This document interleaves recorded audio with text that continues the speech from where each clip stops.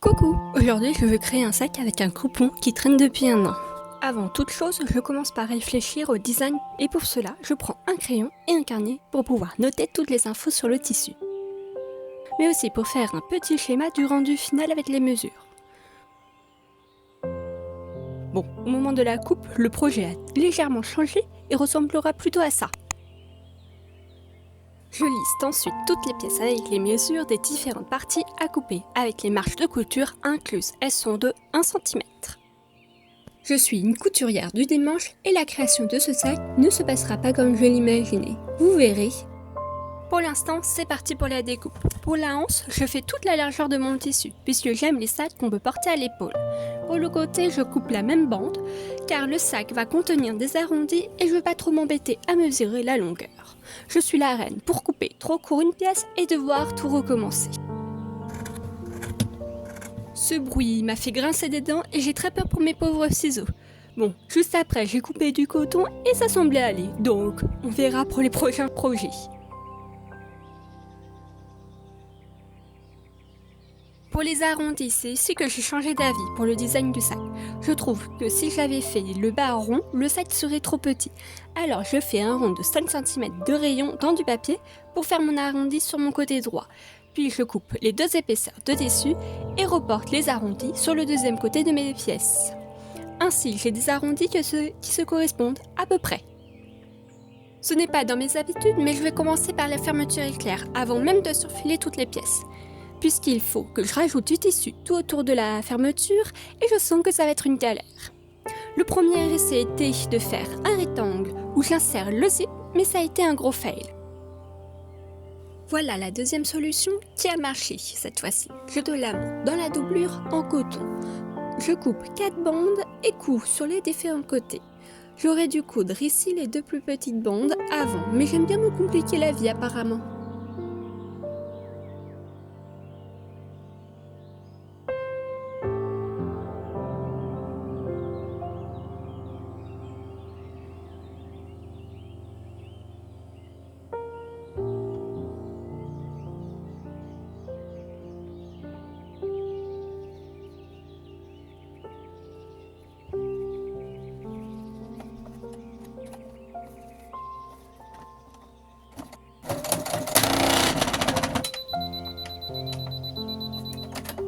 Après une première aiguille de casser sur la doublure, je décide d'arrêter le massacre et de finir cette fermeture à la main.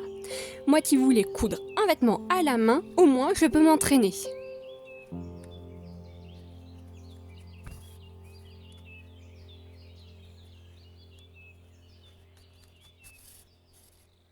Voici la fermeture éclair finie. C'est pas très nickel, mais je ne vais pas pouvoir faire mieux. Comme vous l'avez vu ici, j'ai cassé une aiguille. Donc j'ai dû faire une couture à la main tout le long, là et le milieu. Et pareil pour le deuxième côté ici. Et je n'avais pas prévu une chose, c'est que le tissu, ce tissu-là, est très épais. Et en fait, même là, il est repassé. Et même au fer à repasser, je n'arrive pas à bien l'aplatir.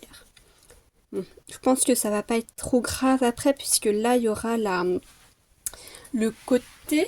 Ici, ça va tirer avec le côté du sac, comme ça. Donc, ça va l'amener vers l'arrière, je pense. Mais voilà. Donc ça, c'était... la fermeture éclair, c'était, je pense, le truc qui m'a fait le plus peur dans ce projet. Puisque, comme vous le voyez, il me fallait du tissu des deux côtés de la fermeture éclair, puisqu'il faut que j'ai une largeur de 8 cm et ainsi pouvoir intégrer d'une part mes bandes pour les anses, mais aussi la bande qui va être sur le côté. Pour faire la anse ici et aussi ici, la bande sur le côté du sac. Donc tout ça c'était de 8 cm. La marge de couture est incluse dedans. Donc ici, il me fallait absolument 8 cm aussi.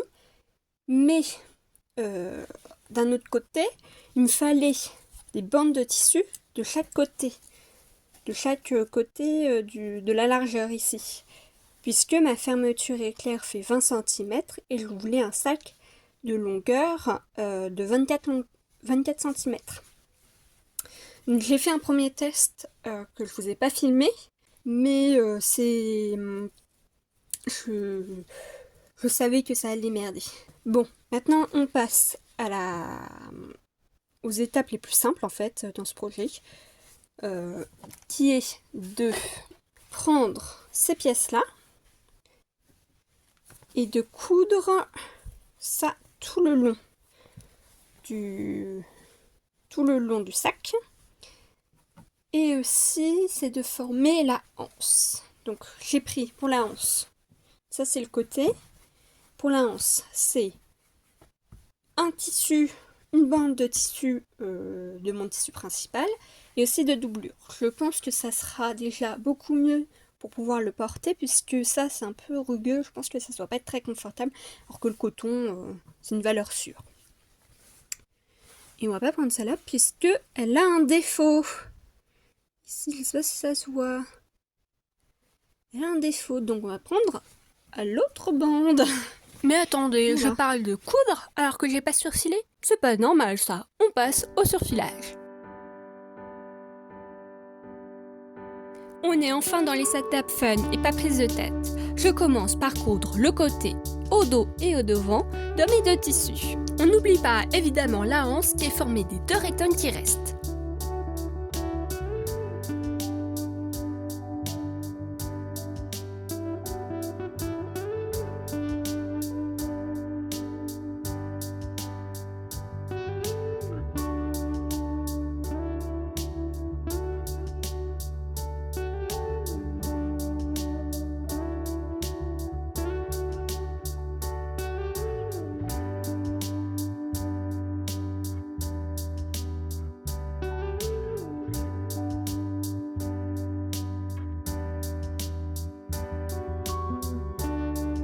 Pour cette pièce, j'ai peur de la retourner vu que le tissu est épais. Mais en fait, tout s'est bien passé et le fer a bien plaqué le tissu. Il n'y aura pas besoin de surpiqûre. On va maintenant pouvoir accrocher au sac cette anse. Mais avant ça, je fais un coup de propre sur les autres pièces.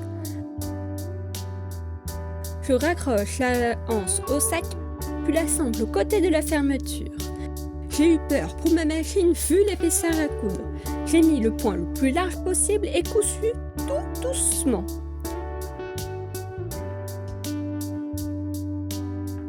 Bon, après plusieurs coutures sur le premier côté, je me contente du résultat obtenu, même s'il n'est pas parfait. Je passe ensuite au deuxième avec plus de confiance, mais avec autant de coutures. Mes anses ne vont pas se faire la malle. La couture sans problème, c'est pas amusant, vous trouvez pas ?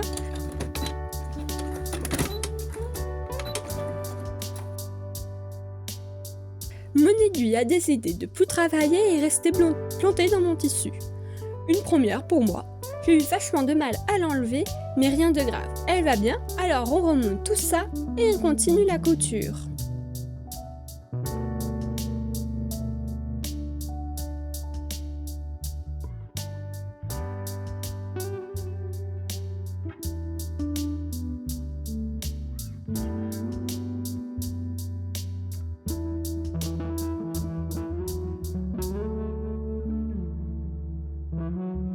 Après la fixation ardue de l'ensemble du sac, je passe à la doublure où je décide de faire un côté à la machine et de finir à la main avec un point invisible.